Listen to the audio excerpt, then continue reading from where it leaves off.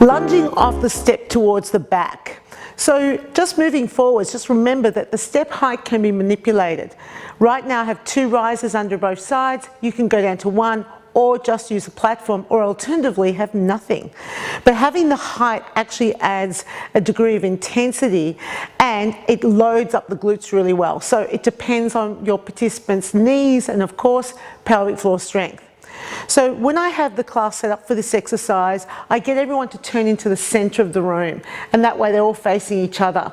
Then I use these cue words. That's the front leg or that's the back leg. So depending on where the front is located. So let's just assume that this is now the front and that's the back of the room, okay? So towards the camera. So starting off by teaching them to start in the seated position. So starting in that position first and always finishing in that position. Front leg goes back, drop down, come back up, feet together. Back leg, down, up. So we're alternating. Now the range of motion can be changed. So if they prefer to just drop down a little bit narrower to keep it more pelvic floor safe, that's totally okay as well. So range of motion is determined by the individual. But there's a couple of things here that you need to make sure that you cue. First of all, heel off the floor. You'll be surprised at how many people will actually push their weight back. So you want the heel off the floor as they drop down. The second thing is that they need to come back up onto the step using the leg on the step. So what's the difference? So now I'm using my leg on the step to pull me back up onto the step. The alternative is to go back, down, and push off from the back leg, and that's what you'll see. You'll see this throwing forwards with the whole body and the head. So it's all about the control and maintaining that control. So then after 2 blocks of music of doing this activity, we then do 3 down up split squats. So we go down, up, up, feet together. 1, 2, 3, 4, 5, 6, 7, 8, 9, 10, 11, 12, 13, 14, 15, 16. So we'll end up equaling 16 counts. So dropping down, down, up, down, up, down, up, and then bring your feet together. So again, 2 blocks of music or maybe 3. So the next option to move up is we go back, drop down, lift the knee up, drop down, lift the knee up, drop down, bring your feet together.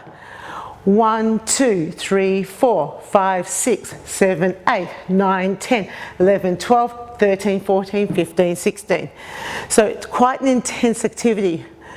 When you're teaching this, make sure that they understand that they've got to go down first. So step back, drop down first, bring the knee up. Drop down first, bring the knee up. Drop down and then bring your feet together. So your knee comes up twice, and that's going to definitely elevate heart rate.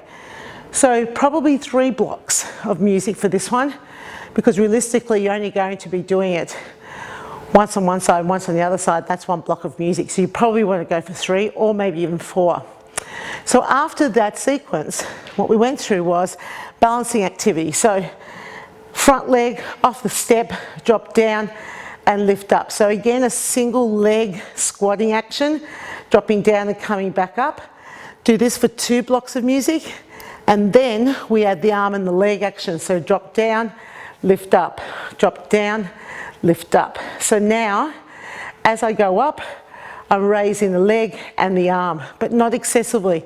The idea is not to crank into the lower back and arch it too much, but just to add some lever action to make it more intense.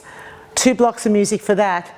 And then the final one is to stay down here while we just tap the floor, raise the arms, and you just want the lightest tap on the floor as the leg goes down and then the arms go up, and you hold that position.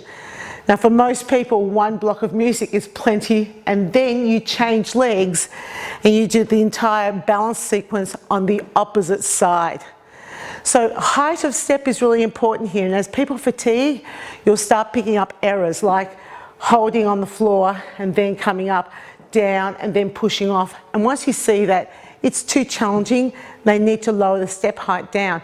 And that's the beautiful thing about using a step, is that you've got that ability to adjust the intensity by changing the height of the step.